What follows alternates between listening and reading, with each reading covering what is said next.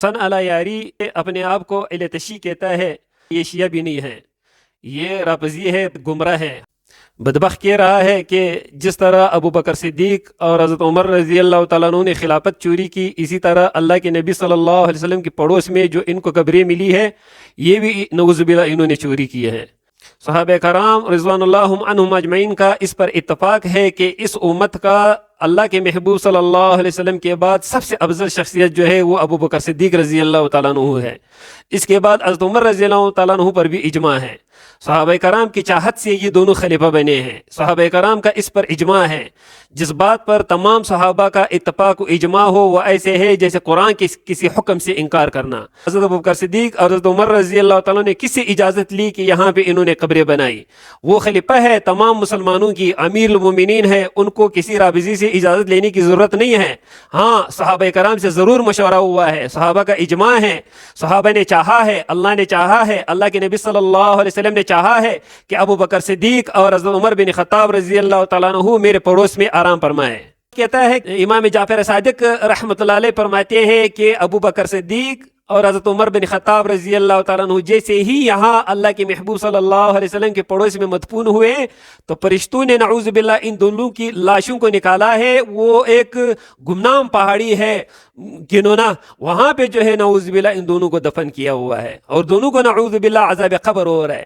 تیرے چاہنے سے، تیرے بولنے سے ابو بکر صدیق اور حضرت عمر رضی اللہ عنہ کو عذاب ہوگا؟ بدبخت، تو اپنا فکر کر، تیری کیا حیثیت ہے کہ تو ابو بکر اور حضرت عمر رضی اللہ عنہ پر بونکتا ہے کتے کی طرح؟ حضرت امام جعفر صادق رحمۃ اللہ علیہ تو اس پر فخر کرتے ہیں کہ میں ابو بکر صدیق کی اولاد میں سے ہوں۔ اگر ان کی یہ حدیث ہوتی اور وہ یوں کہتا تو پھر وہ یہ دعویٰ کرتا کہ میں ابو بکر کی اولاد میں سے ہوں۔ وہ تو کہتے ہیں کہ میں دونوں سلسلوں سے، میں حضرت ابو بکر صدیق رضی اللہ عنہ کے پڑپوتے اور پڑپوتی کی اولاد میں سے ہوں۔ ایمان والی بھی نہیں ہے ابو بکر و عمر، تو ان کو عذاب ہونا چاہیے، اور عذاب تو جنت میں نہیں ہوتا۔ ابو بکر عمر نے کب مسلمانوں سے اجازت لی؟ پہلانا تو تم نے کیوں رحم نہیں کیا نبی صلی اللہ علیہ وسلم کی بیٹی پر؟ ایک امریکہ کا مولوی جو پہلے امامہ پہنتا تھا امامہ اتار دیا۔ بعض ہمارے بے وقوف ایسے لوگوں کو پروموٹ کر رہے ہیں، کل یزید آ کے جواب دے گا، شمر آ کے جواب دے گا، تو بٹھا دے گا اس کو۔ ابو بکر صدیق رضی اللہ تعالیٰ عنہ میرے نانا ہیں۔ حضرت جعفر صادق رضی اللہ تعالیٰ عنہ فرماتے ہیں کہ شیعہ حضرات کی معتبر کتاب احتجاج طبرسی، شیعہ حضرات کی معتبر کتاب انوار نعمانیہ کی معتبر کتاب اصول کافی ہے۔ ایک تو یہ ہے میرے ذہن میں، چونکہ میں دوسرے مکتبہ فکر سے آیا ہوں، آپ کو میں نے بتایا تھا، جی تو بچپن سے جو سنتے آ رہے ہیں ان کی اہمیت اور ان کی روح اور ان کی مرتبت اور ان کی عظمت کے گیت گائے گئے، اگر یہ لوگ ایمان والے نہیں ہیں، کبھی کبھی سوال کرتے ہیں لوگ ہمارے ساتھ، میرے پرانے مکتبہ فکر کے جی ہم سے یہ سوال کرتے ہیں جب ہم سے بات کرتے ہیں، وہ کہتے ہیں جہاں نبی کریم صلی اللہ علیہ وسلم اس وقت آرام فرما رہے ہیں وہ کون سی جگہ ہے؟ ہم کہتے ہیں ریاض الجنہ ہے، اور وہ ریاض الجنہ کا بھی دل ہے جہاں روضہ اقدس ہے۔ تو کہتے ہیں اگر وہ ریاض الجنہ کا دل ہے، وہ جنت سے بھی افضل ہے، تو پھر یہ ہستیاں اگر آپ کے مطابق ایمان والی بھی نہیں ہیں، دونوں ابو بکر و عمر، تو وہ روزہ رسول میں نبی کریم صلی اللہ علیہ وسلم کی روزہ کے ساتھ ان کا کیا بنتا ہے؟ پھر تو ان کو عذاب ہونا چاہیے، اور عذاب تو جنت میں نہیں ہوتا۔ یہ ہمیں سوال کیا جاتا ہے۔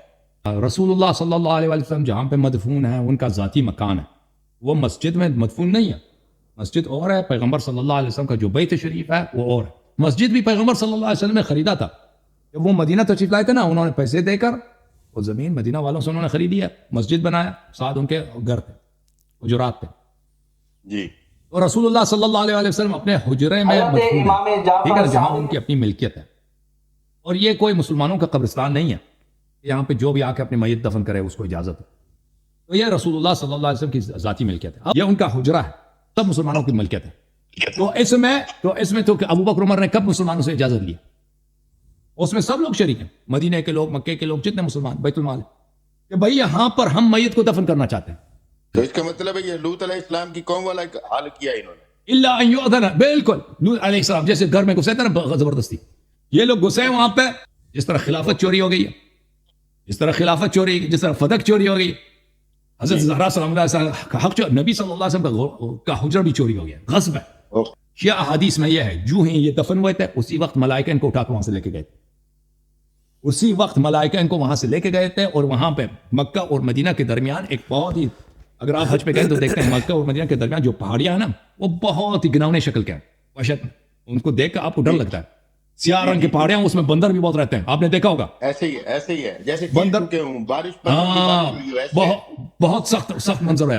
امام جعفر صادق علیہ السلام نے فرمایا کہ یہ جہنم کے وادیوں میں سے ایک وادی ہے، یہاں پہ وہ 2 آدمی ادھر ہیں، ان کو ملائکہ ادھر لے کے آئے. امام جعفر صادق علیہ السلام نے فرمایا، اس حدیث ہے صحیح سند کے ساتھ، جب میں بھی یہاں سے گزرتا ہوں تو یہ دونوں میرے پاس آتے ہیں، میرے پیروں میں پڑتے ہیں کہ میں معاف کر دو.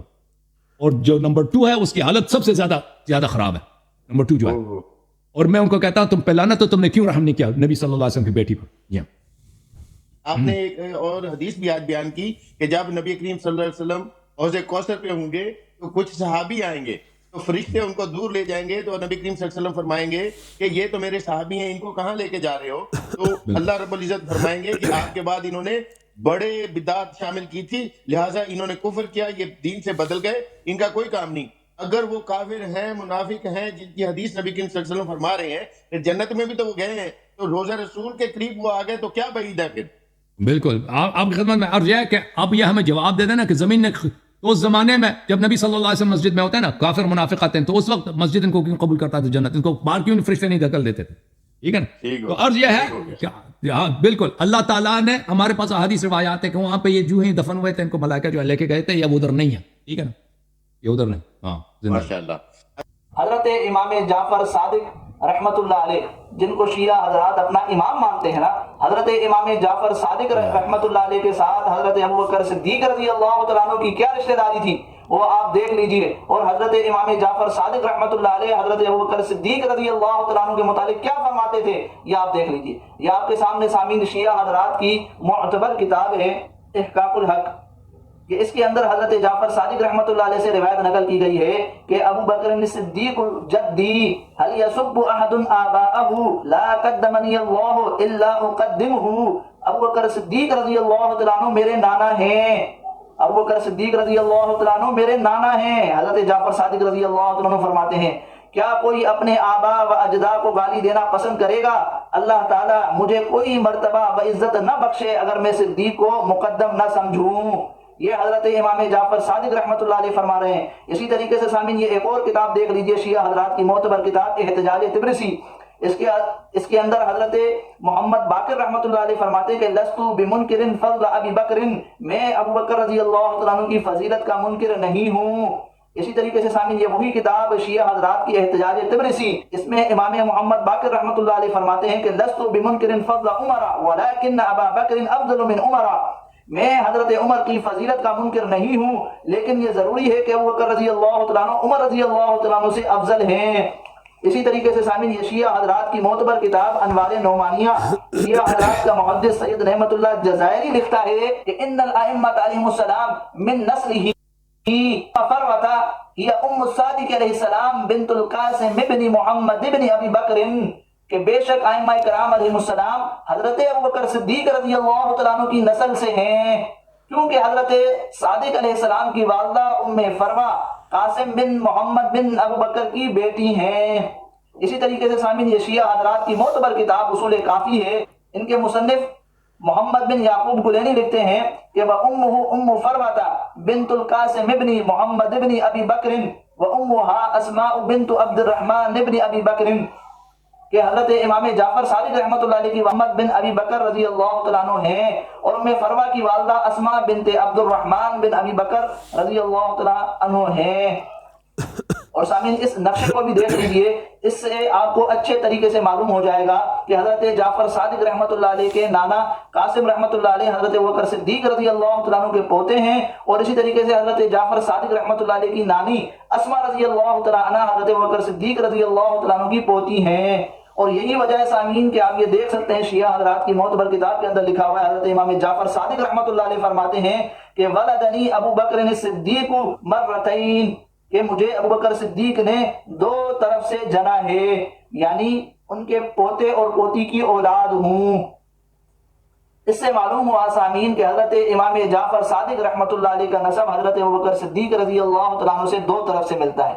تو دیکھ لیجئے سامعین، ہم شیعہ عوام کو بھی کہتے ہیں کہ آپ دیکھ لیجئے کہ یہ آپ کی معتبر کتابوں کے حوالے ہیں۔ امام جعفر صادق رحمۃ اللہ علیہ حضرت ابوبکر صدیق کو اپنا نانا فرماتے ہیں، اور اسی طریقے سے کہتے ہیں کہ میں ان کو برا بھلا نہیں کہتا۔